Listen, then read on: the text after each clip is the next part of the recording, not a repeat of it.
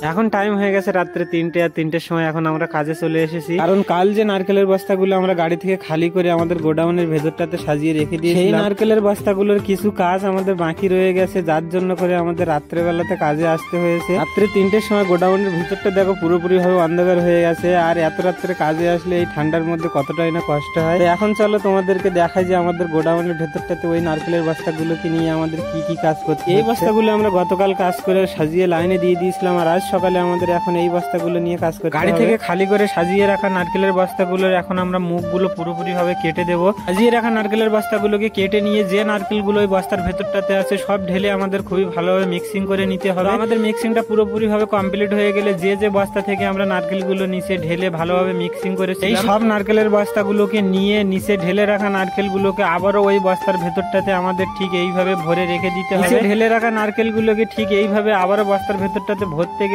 কতটাই না কষ্ট হয়, তো ভিডিওটা দেখে আপনারা বুঝতে পারছেন। যে নারকেলের বস্তাগুলোতে নারকেলগুলো পুরোপুরি ভাবে ভরা কমপ্লিট হয়ে যাবে, তো সেই নারকেলের বস্তাগুলোকে আমাদের নিয়ে এইভাবে আমাদের লাইনটাতে সাজিয়ে রেখে দিতে হবে বিক্রি করার জন্য। রাত্রিতে কাজে এসে অল্প কিছু কাজ করে নিয়ে এখন আমরা একটু চা টিফিন করবো বলে বসেছি। চা টাইমটাকে পুরোপুরি ভাবে কমপ্লিট করে নিয়ে এখন আমাদের গোডাউনের ভেতরে যে নারকেলের বস্তাগুলো আছে সেই নারকেলের বস্তাগুলোকে নিয়ে কাজ করতে হবে। তো আজকের মতো ভিডিওটা এই পর্যন্তই। তো ভিডিওটা ভালো লাগলে লাইক, শেয়ার, কমেন্ট, সাবস্ক্রাইব করে দিও। তো চলো দেখা হচ্ছে অন্য কোনো